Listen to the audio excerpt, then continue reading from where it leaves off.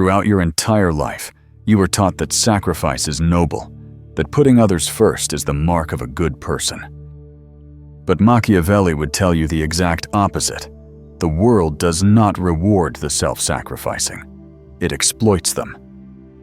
And if you do not put yourself first, you will become a disposable pawn in someone else's game. In this video, you will uncover 10 overt laws of power, the principles Machiavelli reserved for those who aim to stand at the top, not for those who survive on the approval of the crowd.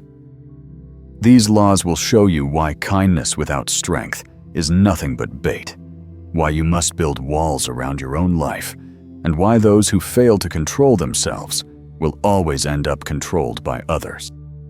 If you've ever felt used, disrespected, or forced to carry responsibilities that were never yours, this is where you find your answer. Be ready. What comes next is not hollow advice. It is a survival strategy for a world of wolves. Keep watching.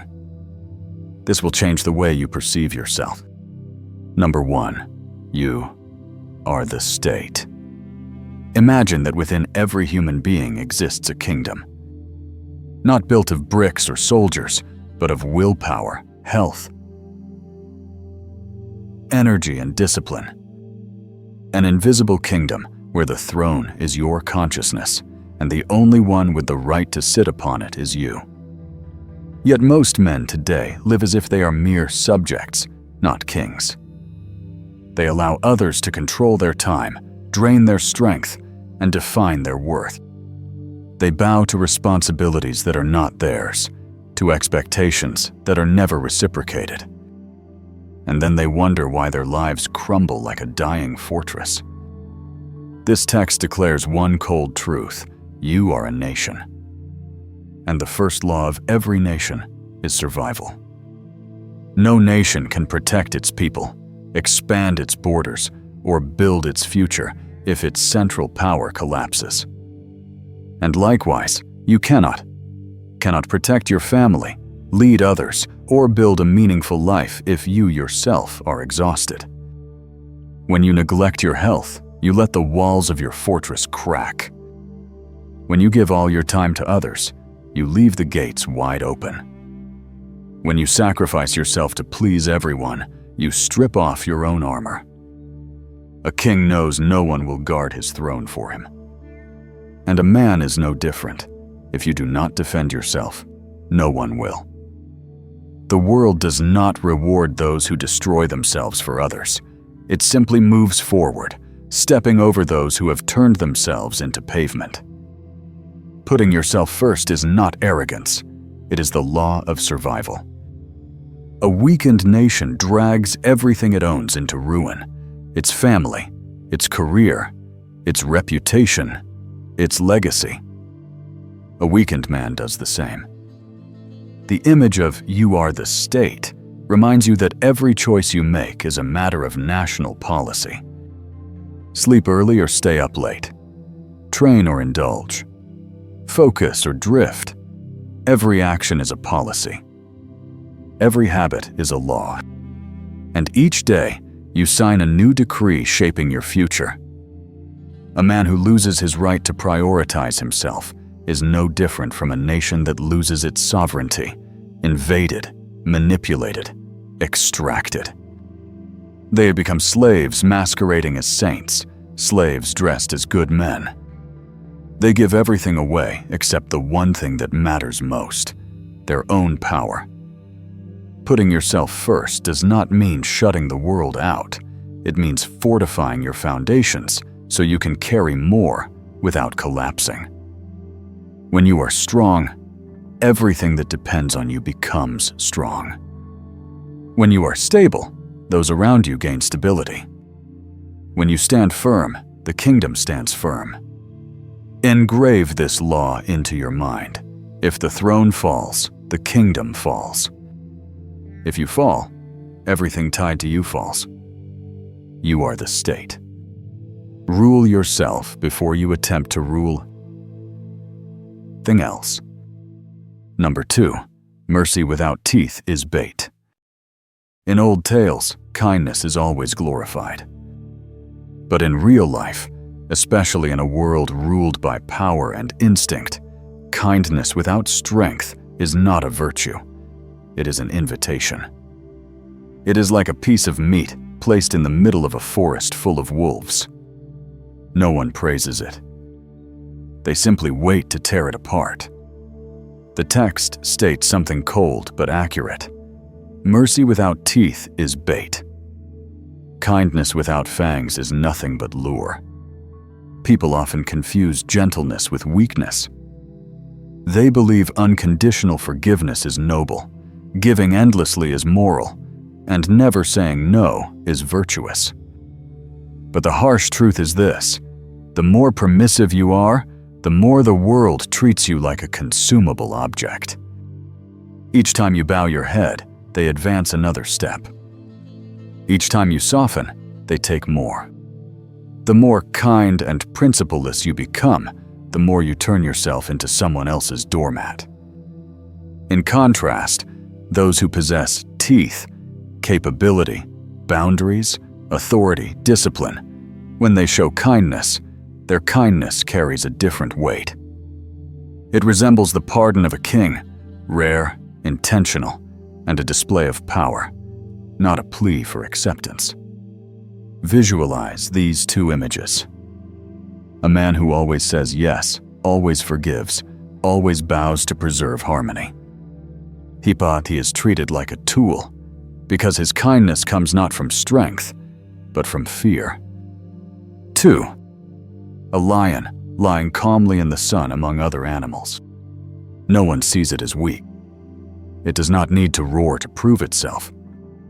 Knowing it has teeth, everything else keeps its distance. If it is gentle, that gentleness comes from power, not insecurity. The text wants you to become the second image. True kindness is not unlimited generosity. True kindness is giving when you choose, not when others demand. You give because you have strength to spare, not because you're negotiating for approval. Kindness only has value when it does not weaken you. This is where many men fail. They believe that if they become kinder, more generous, more forgiving, others will treat them better in return. But that is the mistake of someone who has not understood human nature. Most people do not reciprocate kindness. They test your limits. When they see no fangs, they will gnaw at you until only bones remain. Therefore, the text commands you, keep your kindness inside an armor shell. Reveal it only when you choose, not when others demand it. Build capability, resources, reputation. These are your teeth. Do not give more than what you can give without harming yourself. Kindness is not love, it is leverage. The strong use it to extend influence. The weak use it to beg for safety and are crushed for it. Remember, only when you have teeth will your kindness be respected. Without them, it is nothing but bait among starving beasts. Number 3, controlled coldness. Some men are constantly swept into emotional whirlwinds, like small boats tossed by raging waves. A single comment can anger them. A single look can shake them. A single rejection can break them. They react instantly, expose everything, as if their hearts lie outside their ribcage. The world doesn't even need to strike them. A mere tap sends them collapsing. The text reveals a sharp truth. A man who cannot detach from his emotions will always be controlled. Controlled coldness is not apathy or cruelty. It is emotional discipline. It is the ability to stand apart from the storm swirling around you and see clearly. It is the refusal to be driven by the need to be accepted, noticed, loved, or understood. Most men behave like thirsty wanderers in the desert. They chase attention, cling to anyone who shows them kindness, and become predictable. This predictability turns them into prey. Others only need to induce a little scarcity, a little silence, a little distance, and these men lose their direction immediately. In contrast, the man who possesses controlled coldness stands like a fortress in the wilderness. He does not shout. He does not chase. He does not beg. He chooses rather than seeks. He observes rather than rushes. He lets silence stretch, lets space speak for him. And it is that scarcity that generates immense gravitational pull. Scarcity breeds desire. When you are not everywhere, people wonder. When you don't reply immediately, they think. When you don't reveal everything, they fill the gaps with curiosity. And from curiosity, respect, and frightened. Traction time to Controlled coldness by Portuus is the art of holding the upper hand in every interaction. When emotion no longer governs you, you become the one steering the wheel. You decide when to engage, when to withdraw, and to speak when to remain silent. But most importantly, this coldness makes you impossible to manipulate. If someone pressures you, you don't react. If someone provokes you, you don't waver. If someone tries to force you into a defensive corner, you stand still, and that stillness unsettles them. Controlled coldness is not the rejection of emotion, it is the management of emotion. You feel, but you don't react instantly. You think before you respond. You wield silence as a weapon. You let others guess, pursue, and work for your presence. In the strategy of power, the man of controlled coldness is untouchable, unpredictable, ungraspable, unmanipulable. Engrave this: I move first, I win. Not because you rush, but because you see every move, while others drown in their emotions.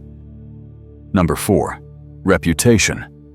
The armor you wear before war. Before a warrior steps onto the battlefield, he puts on armor.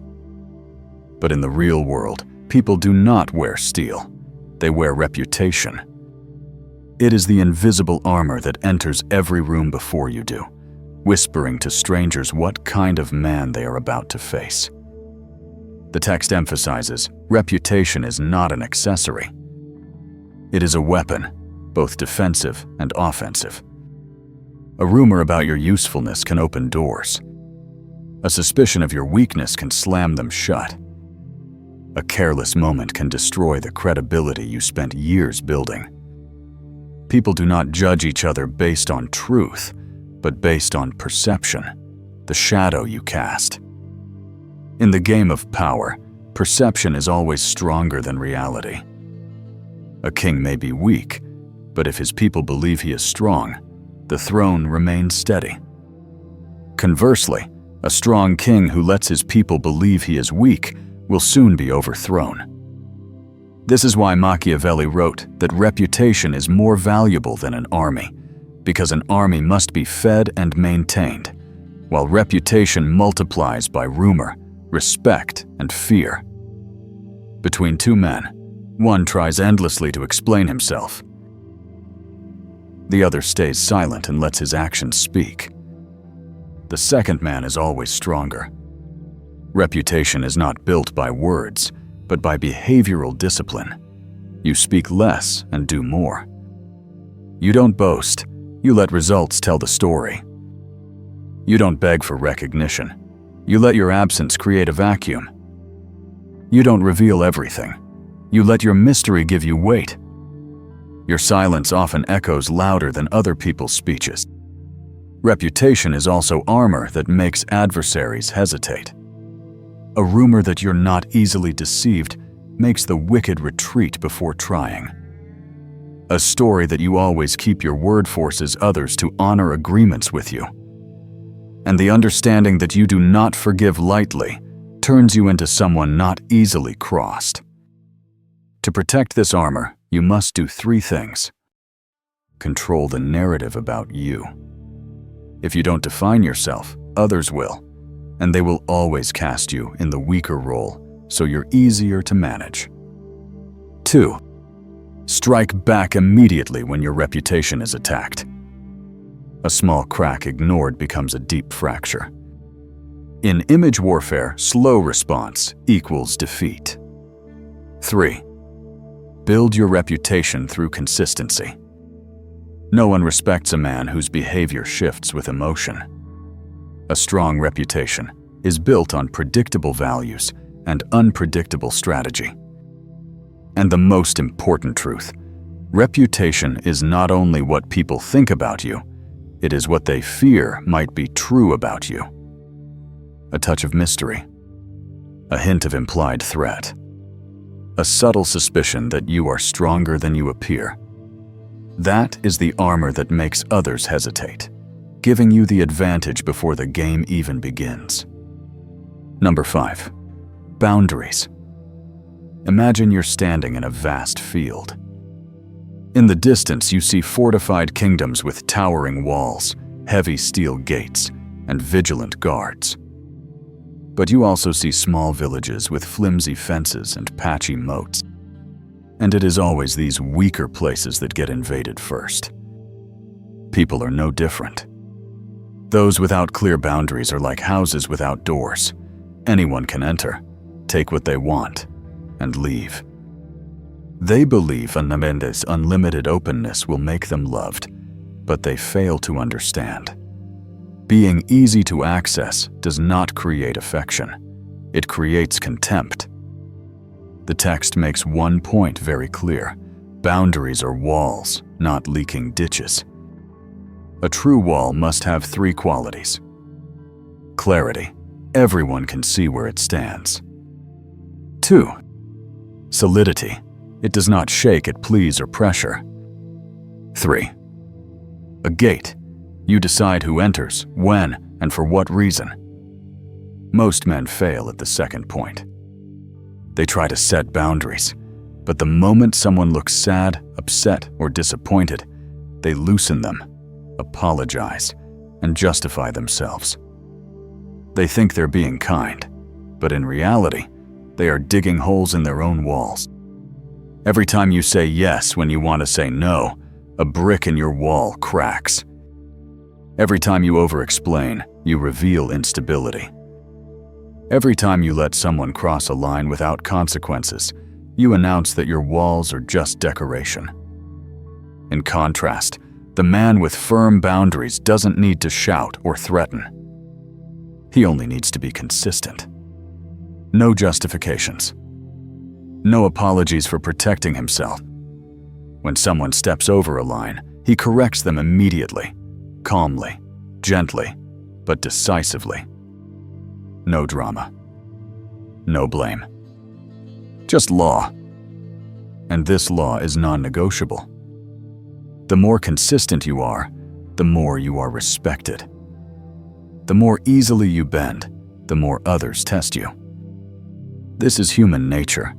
People test boundaries not to see what you'll give, but to see what you'll tolerate. If you tolerate everything, they see you as weak.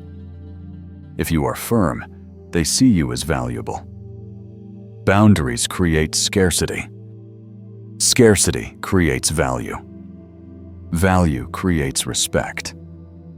And here is something interesting. The stronger your boundaries, the freer you become, because you choose what enters your life instead of being dragged by everything and everyone. Remember, boundaries are not built to keep the world out. They are built to protect the world within. You do not build walls to hide. You build walls to rule. And within those walls, your life finally becomes your own. Number 6. Resource monopolies. If a kingdom wants to stand strong, the first thing it must do is protect its resources: grain, water, metal, gold, oil. If these resources fall into the hands of others, the nation grows poorer, weaker, and eventually collapses. A man's life operates by the exact same principle, Except your resources are not money, but time, energy, and focus.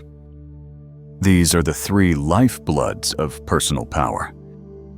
And the brutal truth is this: most men give them away recklessly. They trade their time for meaningless conversations.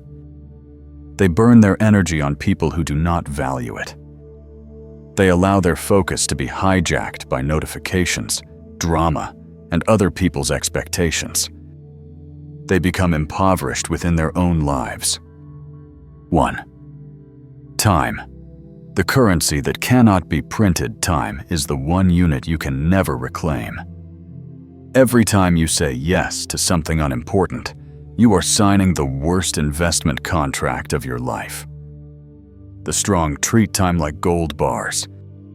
The weak treat time like sand, slipping through their fingers without noticing. Machiavelli would say, "Every yes is a soldier sent to a battle unworthy of him." Do you really want to drain your army on meaningless wars? 2. Energy. The fuel of all strategy. When your energy runs dry, you lose your edge. Your judgment dulls. Your discipline dissolves. You become vulnerable, influenceable, and easily controlled. The wise man says no, not out of selfishness, but because he knows he cannot protect or build anything while in a weakened state. You cannot become a warrior if every morning you wake up like someone who has already lost the battle. 3. Focus. Your blade. Focus determines who wins in a world full of noise. A man who can fixate on one target will always surpass the man who chases 10. All greatness is born from sustained focus. And the modern world understands this. That's why it tries to steal your focus in every possible way. Notifications. Drama. Comparison. Other people's expectations. The pressure to respond immediately. When you let others decide what you look at, you give them permission to dictate your path. Ownership. Not sharing. The text stresses. To become untouchable, you must monopolize these three resources. No one has the right to demand your time without paying its worth. No one has the right to drain your energy without strengthening you in return. No one has the right to control your focus unless it directs you toward the mission you choose. This is not selfishness. This is sovereignty. This is your kingdom's jurisdiction. The more fiercely you guard these resources, the harder you become to manipulate, to distract, to pull into battles that are not yours. Remember, a man who does not control his time, his energy, and his focus is no different from a kingdom that has lost command of its granaries, its wells, and its armories. Collapse is only a matter of time. A ruler begins his reign by ruling his resources. Number 7. Asymmetric moves. There are two types of men in this world: those who rush into every battle, and those who make the battle tilt in their favor without ever drawing a sword. Most men belong to the first group. They argue over every word. They try to prove every point. They dive into petty conflicts just to defend a trembling ego. They meet force with force, shouting with shouting, reaction with reaction. But the text reveals, that is the way of the weak. The strong do not wrestle in the mud. The strong win through asymmetric moves. Asymmetric moves mean you refuse to play their game. You change the battlefield. You choose the timing, the angle, the leverage. You win by making them defeat themselves. 1. No direct confrontation. You make them lose their footing before the fight. Whenever someone provokes you, they expect a predictable response. Argue. Raise your voice. Explain. Defend yourself. Engage in the struggle. But when you refuse to participate in their theater, when you stay silent, or smile, or redirect, their confidence collapses. Nothing unsettles an opponent more than your refusal to fight on the battlefield they chose. Machiavelli wrote that a wise leader does not oppose strength with strength, but shifts the ground beneath his enemy's feet. 2. Let them exhaust themselves. You win through patience. The impulsive man always loses to the patient one. He talks too much, reveals too much, exposes too many weaknesses. He digs his own grave with his emotions. You only need to stand aside, observe, and remember Mahar. Asymmetry is the art of letting the opponent destroy himself. 3. Use silence as a weapon. Make them fear their own shadow. Silence is never neutral. Silence creates tension. Silence forces people to question themselves, overthink, worry. The man who wants you to argue panics when you don't respond. The person who wants you to explain becomes anxious when you stand still. The opponent who wants you to lose control becomes confused when you remain cold as stone. At that moment, they are no longer fighting you. They are fighting their own imagination. 4. Strike unexpectedly. Hit where they are unguarded. When you act swiftly and precisely. Do not strike where they are strong. Do not strike where they are prepared. Strike where they do not expect. The moment they let their guard down, the weakness they try to hide, the instant they believe you've walked away. That is the strike of a general, not a foot soldier. 5. Never fight on a fool's battlefield. Every argument with a fool ends the same way. They drag you down to their level and win with experience. The strong do not fight in the marketplace. They do not roll in the mud. They stand above and rewrite the rules. Asymmetric moves are the essence of strategy. Use intellect instead of force. Use timing instead of reaction. Use silence instead of noise. Use leverage instead of baffling. The powerful man does not win by fighting every battle. He wins by choosing only the battles that matter and making them end before they begin. Number 8. The mask and the mirror. Across every era, from Roman emperors to feudal warlords, the ones who survived the longest were not the strongest, but the least readable. Men whose thoughts, desires, and preparations could not be guessed. They did not act on impulse. They revealed no intention through their eyes. They never allowed the world to see through them. This is the art of the mask and the mirror, a mask for the world, a mirror for yourself.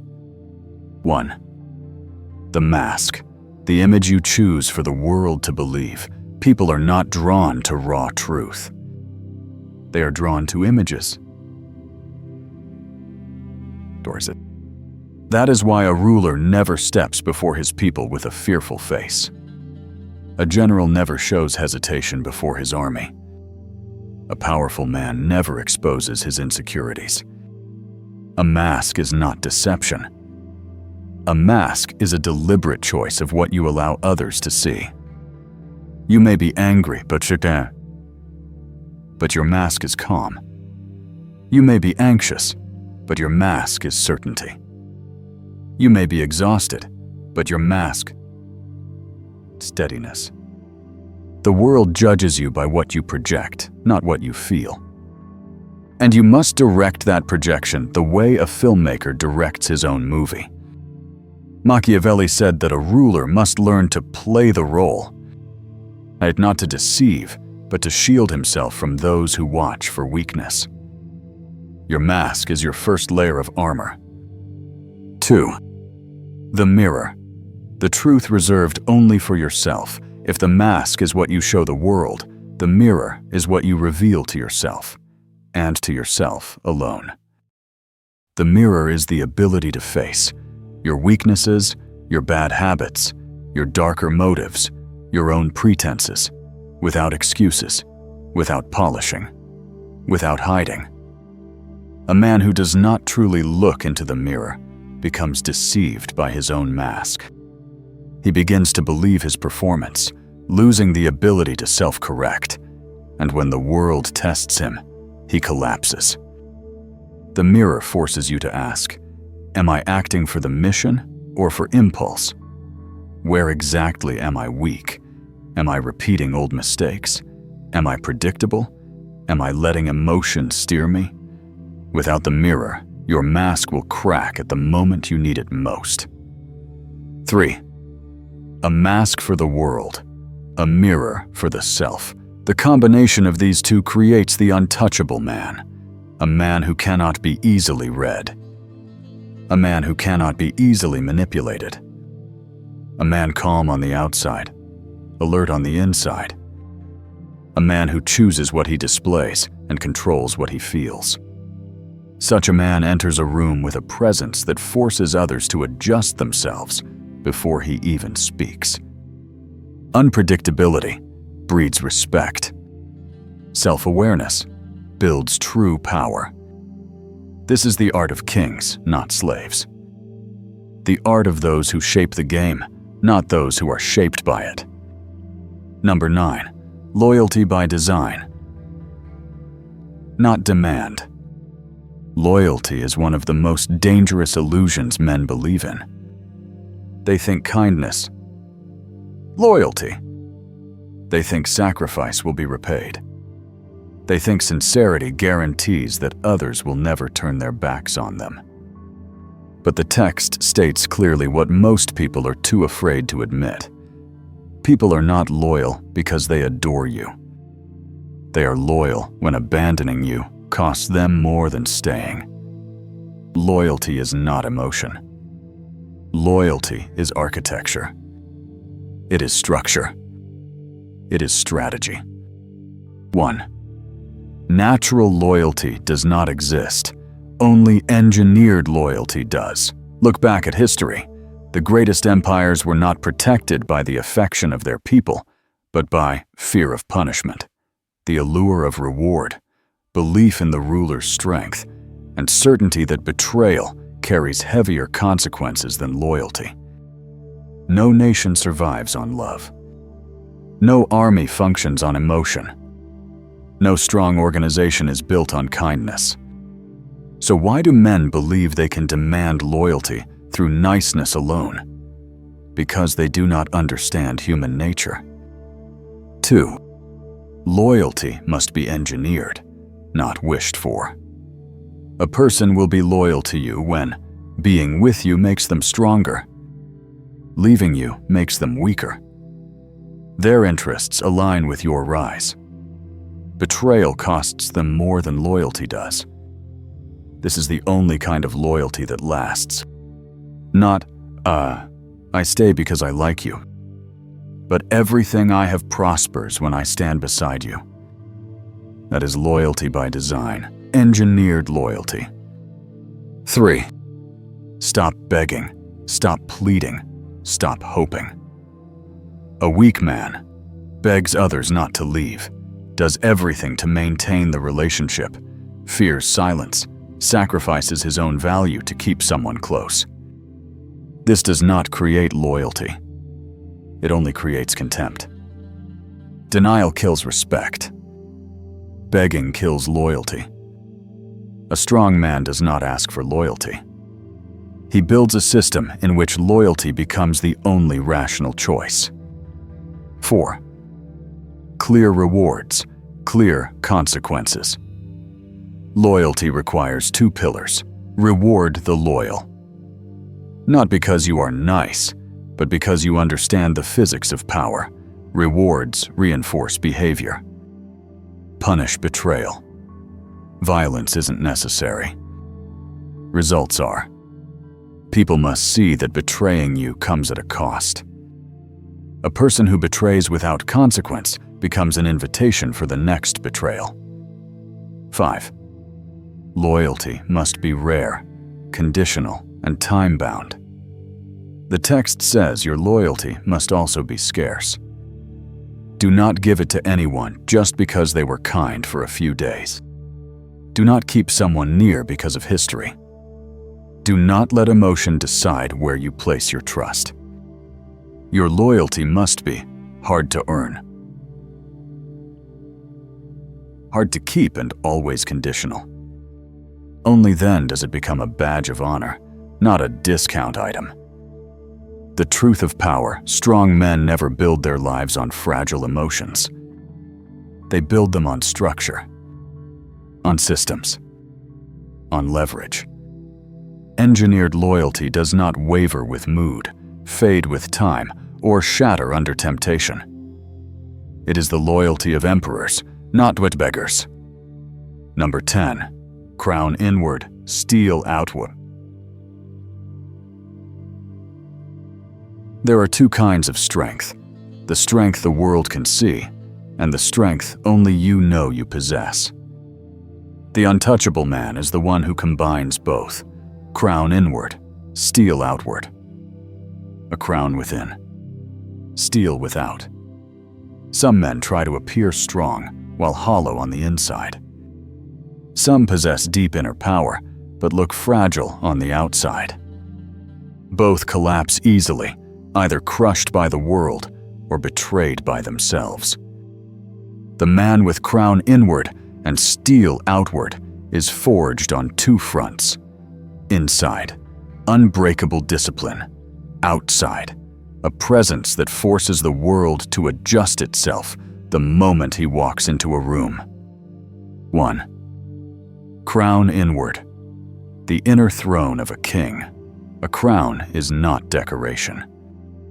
It is the symbol of supreme power, power over oneself. A man becomes a king only when he rules his thoughts, his emotions, his habits, his desires, his fears. Crown inward is waking up each morning declaring, "Nothing outside of me will control me more than I control myself." That is the moment you choose: discipline over comfort, purpose over distraction, sharpness over delay, awareness over instinct. Most men fail because they let instincts lead while discipline limps behind. They let fear shape their future and let desire destroy their path. They wear a paper crown. It tears with the first drop of rain. The man with crown inward may be trembling, but still acts correctly. He may be stressed, but still chooses the right decision. He may be exhausted, but still holds the standard. That is true power. 2. Steel outward. The presence that makes the world hesitate. If the crown is your inner force, steel is the outer shell you allow the world to see. Steel outward is not aggression, not intimidation, not bullying. It is solidity. It is the gaze of someone who is not easily moved. It is a voice low, slow, steady, belonging to a man who has nothing to prove. It is a posture straight as a pillar, belonging to someone who does not bow before chaos. Steel is not something you show off. Steel is something others feel when they stand near you. It is silence with weight. It is a presence that makes troublemakers hesitate. It is a calmness that forces others to adjust themselves. It is stability that draws people to you when they lose direction. This is visible power without showmanship. 3. When the crown and steel merge, you become inevitable. Crown inward without steel outward. You are strong but invisible. Steel outward without crown inward. You look strong but break easily. But when both become one, you don't need to fight. Spaces rearrange themselves around you. You don't need to prove. Your results and presence prove everything. You do not need to force. Others choose to follow. The world gravitates toward what stands firm. People seek what feels steady. Opportunities flow toward those who radiate inevitability. When you have crown inward and steel outward, you become that man. The standard of the untouchable. Machiavelli wrote that fortune favors the prepared. In a chaotic world, only the man with an inner crown and an outer layer of steel remains, unconsumed, unbooked, undefinable by others, unused as someone else's tool. Crown inward creates identity. Steel outward creates influence. When these two unite, you no longer chase power. Power comes looking for you. This is the highest echelon of manhood. Sovereign. Untouchable. Inevitable. You have now walked through 10 covert laws of power, Machiavelli's blueprint for those who refuse to live as pawns on someone else's board. And now the choice lies in your hands. You can continue putting everyone else first, continue hoping for repayment from a world that will never return what it takes. Or you can place the crown on your own head, seize command of your life, and begin living as the only person with the right to decide your destiny. Remember, no one is coming to save you. No one is coming to place you on the throne. You must do that yourself. When you put yourself first, you do not just grow stronger, you become a resource others must respect. When you build boundaries, reputation, and inner discipline, you do not merely survive, you dominate. If these laws awaken something in you, don't let it fall asleep. Keep digging. Keep forging. Keep becoming the version of yourself the world cannot ignore. Like, subscribe to, and turn on notifications. Because this is not temporary motivation. This is strategy, a manual for becoming untouchable. And the war to become yourself begins now.